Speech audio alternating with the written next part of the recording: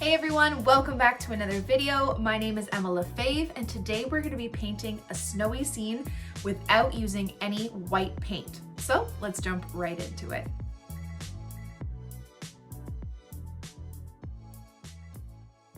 Okay, so to start, I'm just going to go through my materials. Today I'm painting on Arches cold press watercolor paper. It is taped down with my cheap dollar store painter's tape. I just taped it to the back of an Arches board just so I can move it around if I needed to.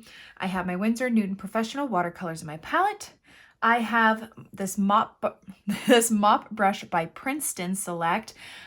Just for the background, I find it's a lot easier to use it rather than a round brush. But if you don't have this, you can use the largest brush you have. And then I'm going to be using my Craftamo brushes. I have a size 10, 8, and 6 handy. I really like the point on these. I also have my pencil and my eraser. And then I also have a cheap brush that I'm going to be using to apply masking fluid. If you do not have masking fluid, you don't have to use this, but it's just easier to do the background when we kind of white out those trees, and you'll see what I mean. But if you don't have it, you can just paint the sky around it. I have done it like that before. It's a bit more difficult, but it is possible to do. So you don't need this, but if you have it, I suggest you try and use it. Also, like I said, use a really cheap paintbrush so you don't ruin one of your good brushes with this. Okay, so the first thing I'm going to do is sketch out my trees, and I'm just going to put a line coming down just to see where I want my tree. And then I'm going to do these little kind of blobby bits of where the snow is going to collect on the branches. So the snow is supposed to be really, really heavy on these trees. So they're going to be pointing downwards, and you're just going to kind of do these, I don't know how to describe them, just like kind of blobs of shapes. And you don't want it symmetrical on each side. You want them asymmetrical because trees are not completely symmetrical, and you want it to look a little bit more natural and realistic rather than like the perfect tree. So kind of stagger them a bit and just going in and out. And yeah, you're just going to do that all the way down. Try not to do too many branches. I find it gets a lot more complicated and harder when you do a lot of them. But yeah, so you're just going to do this for the next couple trees.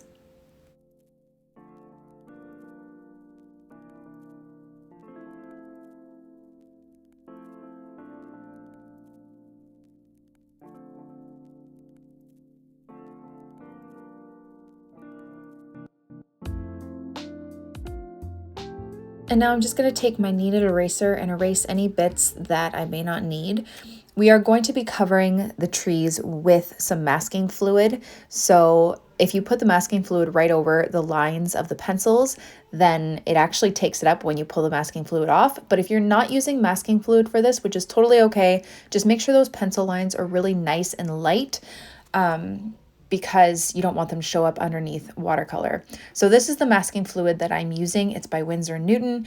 It's just the kind I have, and I'm using a really, really crappy brush. You do not want to use your good brushes with this. It will ruin them. So just use, if you have a dollar store brush, any brush that you don't use, choose that because it does get kind of gunky after, even if you do rinse it really well. And you're just going to apply the masking fluid over the whole tree. And like I said, put it over the lines of the pencil marks. So once you take that masking fluid off, it will take up the pencil lines with it. Otherwise, it will be underneath the sky and you'll see it, and you don't want that. Okay, so when you are applying masking fluid, if you've never used it before, it does have quite a strong smell to it. So just beware about that. But you want to apply a thick layer, not too thick, where it's going to puddle everywhere, but thick enough that it should pull off really well. If it's too thin, it might not pull off as easily. So just keep that in mind. And I think that's it for the masking fluid. So I'm just going to speed this part up because, I mean, it's kind of boring.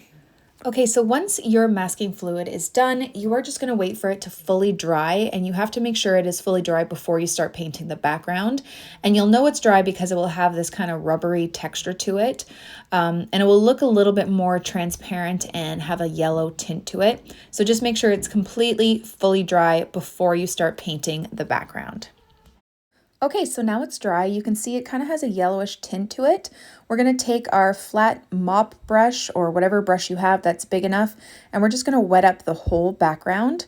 We're going to do a wet on wet technique for the sky, And when you're ever doing wet on wet and you're wetting up a whole large area, you want to make sure that it has a nice sheen to it, which is that shine you're seeing from the light kind of bouncing off of it, but you don't want it to pool or puddle in any of the areas, or else you won't get the best results for wet on wet. Okay, so now I'm just going to take my size 10 brush. I'm going to wet it up, dip it into, what color did I use first? This is the problem with voiceovers. I don't remember. Into my blue, as you can see. And we're just going to start applying this turquoise color, I think it's turquoise, to the top of the page. And now you're going to want to pay attention to how I do my sky, because it's going to go from a yellow gradient to a blue gradient. And if you know your color theory, yellow and blue mixed together equals green, and we do not want green in our sky. So what you're going to do is you're going to take your turquoise and you're going to slowly move it down to the middle of the page. And as you can see, it's darker at the top, and as I'm moving it down, less pigment is coming down with it. I want a lighter blue value coming down to the middle.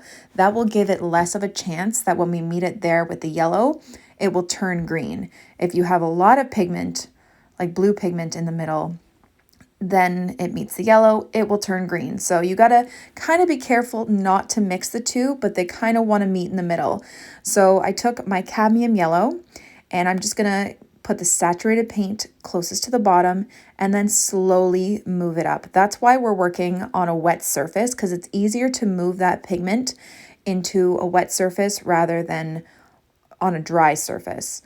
And then once they kind of meet closer to the middle, you can take your bigger brush and you can just kind of move that color back and forth. As you saw, I moved it from the center to down below. Be careful when you do that. I don't know why I did that. You could be dragging the blue down and you don't want to do that. But you want a clean brush that you're going to meet them in the center, and you can kind of start to move it closer together. Also watch how much water you have on your brush, because that could also push the pigment away. This is a little difficult if you're a beginner.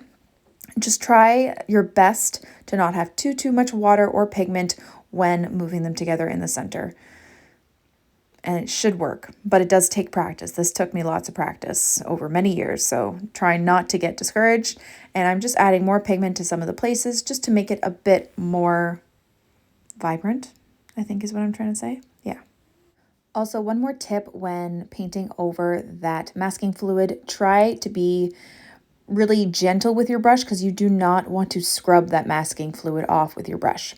Okay, so now we are going to move on to the clouds while the background is still wet. I mixed some dioxazine purple with some Hooker's Green Dark to get these kind of grayish purple clouds. You just want more purple in the mix than green. And you're just going to tap it in, and we're going to kind of work on an angle with the clouds. So you want it coming down an angle. You don't want it straight across. You want them coming down an angle. It just gives a neat perspective to the sky above. And try not to have too much water or too much pigment on your brush, because it will push away the pigment underneath. You just want to tap it gently with a little bit of pigment, a little bit of water. And then also, as we're moving on to the yellow background of the sky, again, if you know your color theory, purple and yellow are complementary colors, but if you mix them together, they make brown. So try not to move your brush around too much on top of the yellow with that purple paint, or else you're going to have some brownish clouds. You just want to gently tap it in there.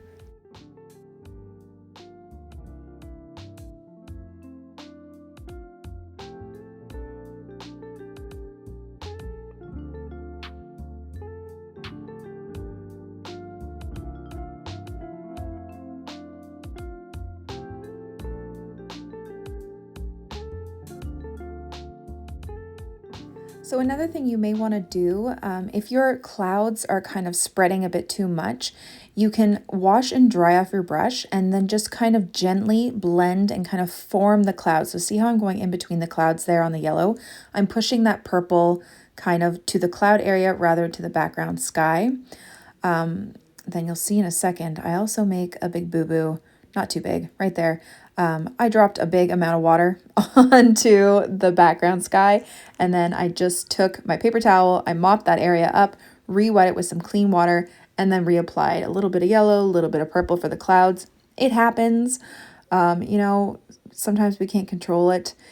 but you can just take your paper towel and blot it up. So another thing I decided to try, I took a clean, semi-dry brush and I'm just kind of pushing some of that pigment away from the clouds, just to get a lighter pigment, almost like a highlight on part of the clouds. You don't have to do this part. I was just kind of experimenting, hoping that it worked, and it was okay. I don't know if I'd do it again. But yeah, I just washed off my brush and dried it on my paper towel, and I'm just pushing away some of that pigment so you get a couple highlighted areas on those top clouds. Okay, so now you're going to let the background fully dry, or if you have a heat tool that works, I know some people use hair dryers on a very low setting, and you can dry your background. Just to keep in mind, watercolor dries a lot lighter than when you first put it down and it's wet. So if it's lighter and you want to do another layer, re-wet the whole back area again, and then just put more pigment, you can. I don't think I did it with this one, but it's totally up to you, whatever you'd like to do. So now that the background's dry, we are going to take off that masking fluid. This is such a satisfying part. And you're just going to kind of roll your finger along it just to kind of peel it up. And then you can just start gently peeling. It's like peeling glue off your hands. It's super fun. But yeah, so make sure when you are applying that masking fluid to begin with, you give it a thick layer so it peels off nicely. If it's too thin, it won't peel off as easily. Okay, so now we are going to be painting the snow color for our painting. I'm mixing some turquoise with a little bit of purple and a little bit of Hooker's Green Dark to get this grayish blue. And you don't want it super dark. You don't want it super, super light. Start off with a light wash just to start.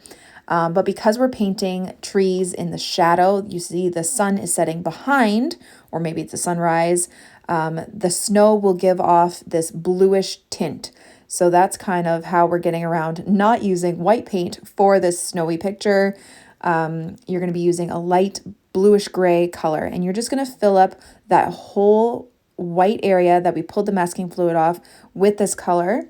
And then while it's still wet, you might take a bit more of that colored pigment and tap it in on the indents of the tree. So that's kind of where the shadow of some of the little snow banks on the tree would end up, just kind of on the underneath. So I know it looks kind of crazy doing this, like it doesn't look like it's going to be snow at all. It will once it comes together with the branches underneath. But yeah, so just cover that whole white area. Really, really careful with your brush. It's really helpful if you have a good tip, good point on your brush to do this. And yeah, just keep going.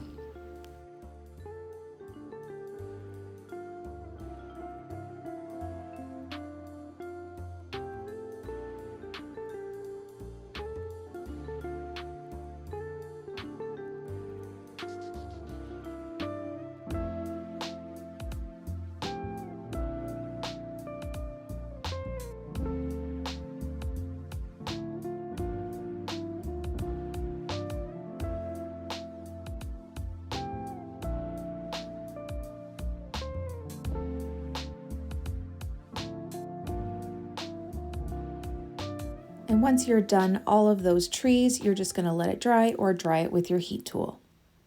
Okay, so now that it's dry, we are going to mix the color of the tree branches. I'm just using Hooker's Green Dark and black. And you're going to start with the top of the tree. So you're going to have kind of one single top branch, very, very little pine needles coming off. It's really helpful if you have a smaller brush with a really good tip to do that. And you just want these tiny, tiny little strokes at the top. And then you're going to start slowly moving down. And you're going to do the underneath of those snowy banks with the branches. So on those little indents where the branches kind of come in, you are going to do little tiny strokes with the tip of your brush, really light pressure, to create branches coming out underneath the top of those snowbanks on the tree. Now, when you're doing this, you want to stagger them. Like I said before, you don't want it completely symmetrical on both sides. You want some of those snowbanks right in the middle of the tree kind of coming at us. So some on the sides, some down the middle, and you're just going to kind of alternate which way they go just to make it look a bit more natural and realistic. Otherwise, if they're completely the same on both sides, it's going to look a little weird and less realistic. So you're going to do this for all of the trees. Just keep using some really dark green to do this, and it should start looking a bit more like a snowy tree in the shade. So also when you're doing the branches, go over top of some of those snowy areas. You don't want it just underneath. You can go over top of it. It's light enough that you won't see. So I'm going right in the middle of the tree, and just kind of layer on top of the snow. And I think that's it. So just, I guess, sit back and relax while I do this part.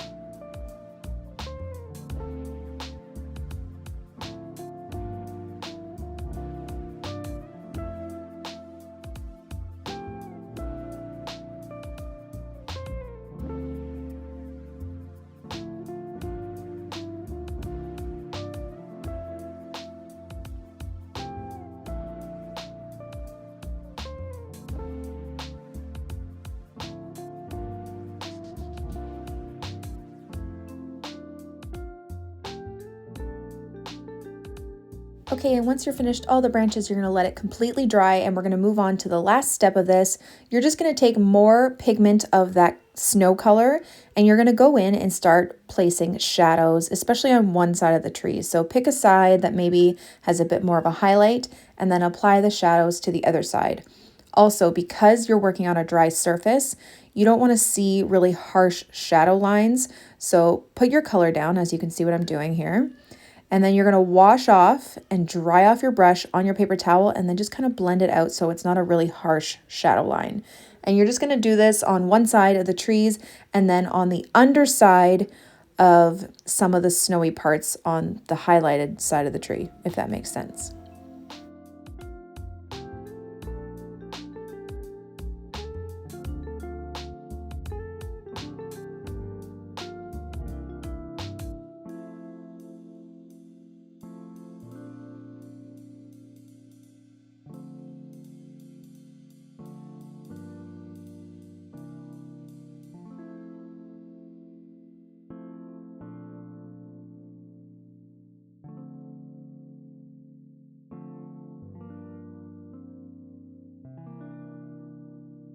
Okay, and last but not least, I know I said I wasn't going to use any white paint, but I'm just itching to use a tiny little bit of Dr. P.H. Martin's Bleed Proof white ink just on the highlighted side, just a bit.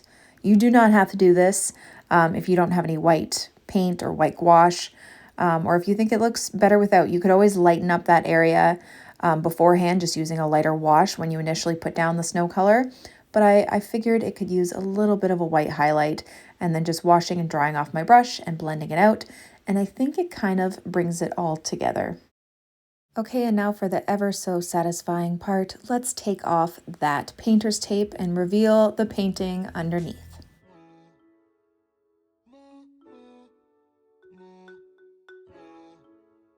And there you have it. There is your finished snowy tree scene.